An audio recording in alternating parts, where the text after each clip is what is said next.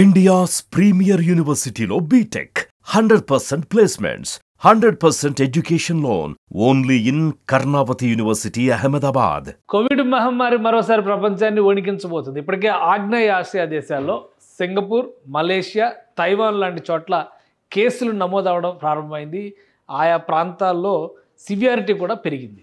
So ఇప్పుడు ఈ నేపథ్యంలో కేంద్ర ప్రభుత్వం ఒక సమీక్ష సమావేశాన్ని నిర్వహించింది.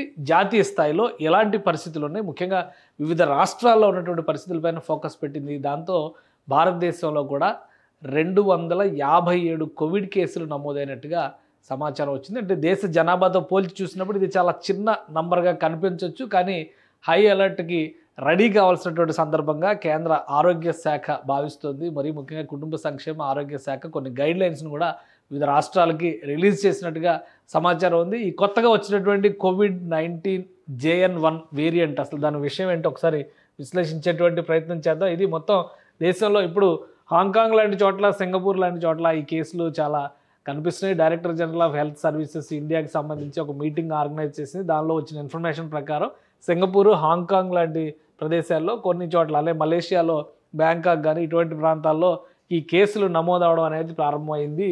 వాటిపైన ఫోకస్ పెట్టిన నేపథ్యంలో ఇప్పుడు ఇండియాలో మే 19th వరకు ఉన్నటువంటి కేసెస్, ఈ సంవత్సరం మే 19th అంటే నిన్నటి వరకు ఉన్నటువంటి కేసెస్ చూస్తే కోవిడ్-19 కేసెస్ 257 కేసులు నమోదైనట్టుగా ఉంది. అయితే సివియారిటీ ఇది పెద్దగా భయపడాల్సినటువంటి అవసరం లేదు. Very low figure considering to the largest population of the country.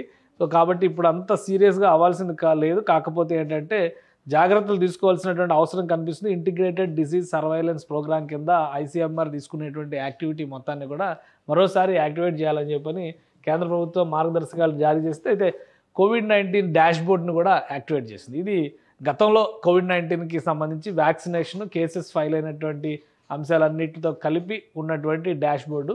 So ఇప్పుడు మళ్ళీ దాన్ని యాక్టివేట్ చేసింది. పర్సంటేజ్ వైజ్గా అక్కడ 0 కనిపిస్తున్నప్పుడు కూడా 257 కేసెస్ అంటే మన పాపులేషన్తో కన్సిడర్ చేసినప్పుడు చాలా చిన్న విషయంగానే మనం చూడాల్సి ఉంటుంది. మొత్తం మీద ఇక్కడైతే 4,45,11,240 కేసులు గతంలో జరిగినటువంటివి. డెత్ వైజ్గా చూస్తే 1.18% మాత్రం డెత్ ఉంది. కాబట్టి మనం చాలా సక్సెస్ఫుల్గా హార్డ్ హ్యాండిలింగ్ చేయగలిగాము కరోనాని అని చెప్పని గవర్నమెంట్ పదే పదే చెబుతూ వచ్చింది.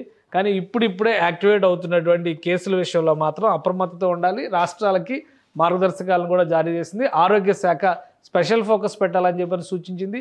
ఫస్ట్ నమోదైనటువంటి కేసులు కేరళలో, మహారాష్ట్రలో వచ్చినాయి.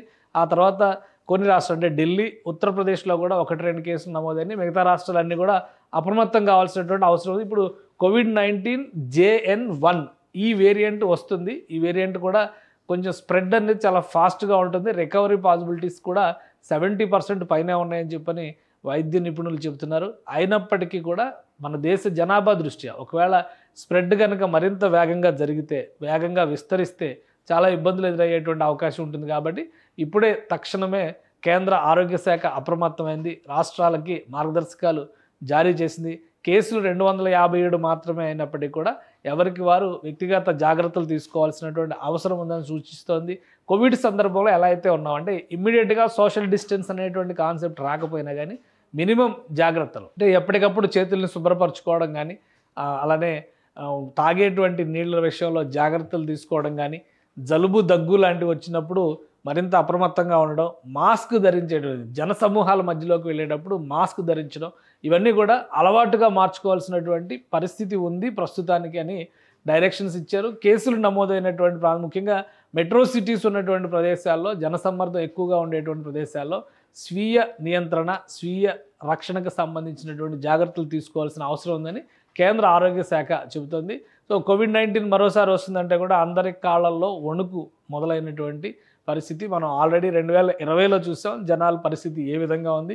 అన్ని దేశాలు కూడా అగ్రరాజ్యం, పేదరాజ్యం అనేటువంటి అభిప్రాయం లేదు. ఎక్కడికక్కడ కూడా తీవ్రమైనటువంటి పరిస్థితులు ఎదుర్కోవాల్సిన ఆవశ్యకత ఆ రోజు ఏర్పడింది. ఇప్పుడు ఉన్న పరిస్థితిలో స్టార్టింగ్ పాయింట్లోనే ఉంది కాబట్టి జాగ్రత్తలు తీసుకోవాలి. కేవలం 257 కేసులు మాత్రమే భారతదేశం మొత్తంలో నమోదైనవి. ఇవి అధికారికంగా వచ్చినటువంటి రిపోర్ట్స్. కాబట్టి కోవిడ్ వ్యాప్తిని, కోవిడ్ మహమ్మారి వ్యాప్తి తీవ్రతని దృష్టిలో ఉంచుకొని ఎవరికి వాళ్ళు జాగ్రత్తలు పాటించడం మంచిది. సుమన్ టీవీలో మీ పర్సనల్ అండ్ బిజినెస్ ప్రమోషన్స్ కోసం కింది నెంబర్కి కాంటాక్ట్ చేయండి.